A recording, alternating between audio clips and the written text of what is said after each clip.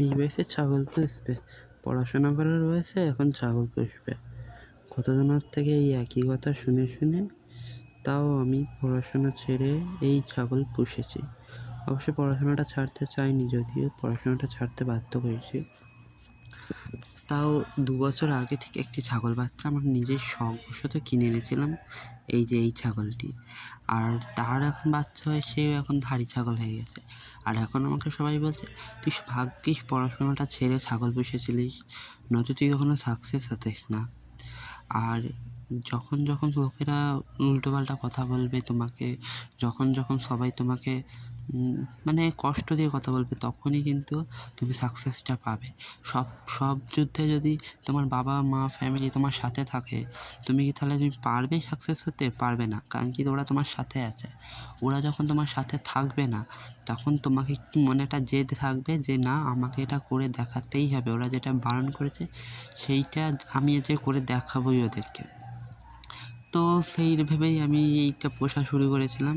একটি ছাগল নিয়েছিলাম 2 বছর আগে, আর তাকে আরও 2 বছর ধরে মানুষ করে তারপরে তার এই যে এই দুটো বাচ্চা, এগুলো হচ্ছে তার আগের বাচ্চা, মানে এই 8-9 মাস আগে হয়েছে এই বাচ্চাগুলো। আর তারপরে আরও ছোট ছোট দুটো বাচ্চা একটু বাদে আমি আপনাদেরকে দেখাবো। আর এটা হচ্ছে ওদের ঘর, এই ঘরেই রাখি, কারণ কি আমি ভাবতে পারিনি যে আমার এত তাড়াতাড়ি ছাগলের বাচ্চা হবে, তাই ঘরও কিছু করা হয়নি, তাই এই ঘরেই থাকে। এই ঘরে হচ্ছে বাচ্চাগুলো থাকে, আর ধাড়িটাকে যেখান থেকে বার করলাম সেখানে হচ্ছে ও থাকে। আর আমাদের ওই যেই দুটো ছাগল বার করলাম, ওই দুটো ছাগলও এখন বড় হয়ে গেছে, তাই ওই দুটো ছাগলকেও এখন বাচ্চা হবে কি জানি না, অনেক দিনই হয়ে গেছে। এদের মায়ের বয়সের মাও কিন্তু এইরকম বয়সেই বাচ্চা দিয়েছিল। যাই হোক, তো এদের দুজনকে এখন ভালো করে সকাল সকাল বেঁধে দিলাম, আর এদেরকে আমি খেতে দিই শুধুমাত্র খড়, কারণ কি আমার কাজের চাপ থাকে, অনেক কিছু চাপ থাকে, সেই জন্য আমি ঘাস কাটতে যেতে পারি না। আর ছাগলের প্রধান খাদ্যই হচ্ছে গিয়ে ঘাস, যেটা হচ্ছে গিয়ে ছাগলকে দেওয়া একবেলা অন্তত উচিত, কিন্তু যেহেতু আমার কাজে ব্যস্ত থাকে আমি দিতে পারি না, সেই জন্য আমাদের খড় কিনতে পাওয়া যায়, খড় আর তার সাথে যে গমের একটা ভুসি হয় সেইটা দিয়ে এদের ছাগলকে খাই। আর এখন সকাল সকাল এই ঘর থেকে এদেরকে সবাইকে বার করে এদেরকে বেঁধে দিয়ে ঘরটা পরিষ্কার করে এখন আমাকে আবার যেতে হবে বাজার থেকে এদের খাবার কিনে এনে তারপর আবার এদেরকে খেতে দেবো, কারণ কি এদের খড় একদম শেষ, একটু খড় নেই, খড় আনতে যেতে হবে। তার জন্য সকাল সকাল ছাগলগুলোকে বার করে দিলাম, রোদও না হয়তো আবার একটু বাদে বৃষ্টি চলে আসবে, আর আমাদের এখানে এতটাই বৃষ্টি হচ্ছে মানে একটু বাইরে বেরোনোর জন্য, বাইরে বেরোলেই বৃষ্টি আর বৃষ্টি, কিছু কারণে। এই যে আমার ছাগল বাঁধা হয়ে গেছে, আর ওইদিকে বাঁধা হয়েছে আমার কালো ছাগল, আর ওই যে দুটো বাচ্চা বলেছিলাম ওই দুটো বাচ্চা, এগুলো এই পরের বার হয়েছে। আর জানো তো আমাদের এই কালো ছাগলটার আবারও বাচ্চা হবে, তার জন্য সবসময়কে আমি পরিষ্কার পরিচ্ছন্ন রাখার চেষ্টা করি। এই যে এটা হচ্ছে ওর ঘর, এই ঘরে সবসময় নতুন কাপড়, নতুন বস্তা বা আমাদের বিছনার ওয়ার, যেটা আমি একটু বাদে পাতা আপনাদেরকে দেখাবো, সবসময় পেতে রাখি, যাতে ওরা পরিষ্কার থাকতে পারে। আর পরিষ্কার থাকলে কিন্তু ছাগলের স্বাস্থ্য, গ্রোথ এবং সুস্থ থাকে।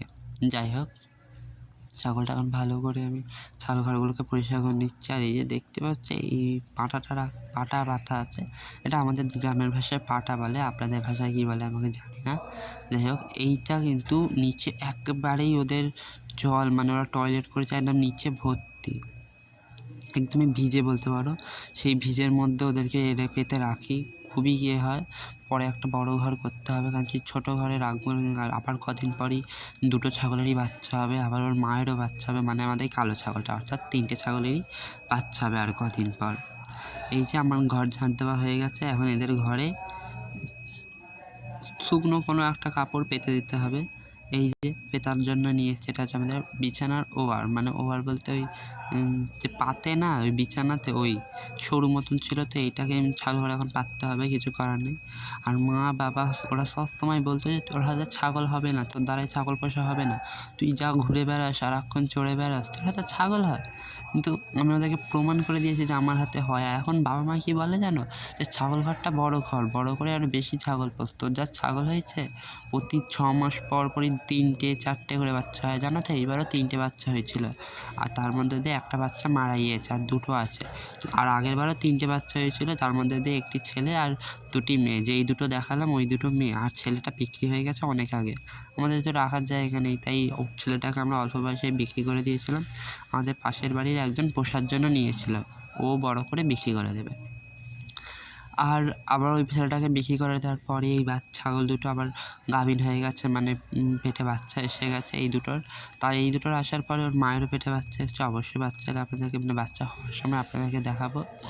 যাই হোক, এই ঘরে যে দুটো ছাগল থাকে, এই দুটো ছাগলের ঘরটাও এখন ভালো করে ঝাঁট দিয়ে পরিষ্কার করে নিলাম। কারণ কি, পরিষ্কার পরিচ্ছন্ন থাকাটাই হচ্ছে গিয়ে সবচেয়ে মেন ছাগল পুষতে গেলে। আর তা নয়তো কিছুই হবে না। ছাগল অবশ্যই নোংরা করে রাখলে ছাগলের শরীর খারাপ হবে। এই যে এগুলো যেগুলো পাতা ছিল, এগুলোকে আবার পাউডারে আমি কেচে নেবো, মানে ধুয়ে নেবো ভালো করে। আর এতটা খড় নষ্ট করেছে, এই খড়গুলোকে আবার একটু পরে দিয়ে দেবো, দেখে এরা খেয়ে নেবে। আর দেখেছো আমাদের ছাগলটা কি তো সুন্দর বসে আছে, কত কিউট। আজকের ব্লগ এই।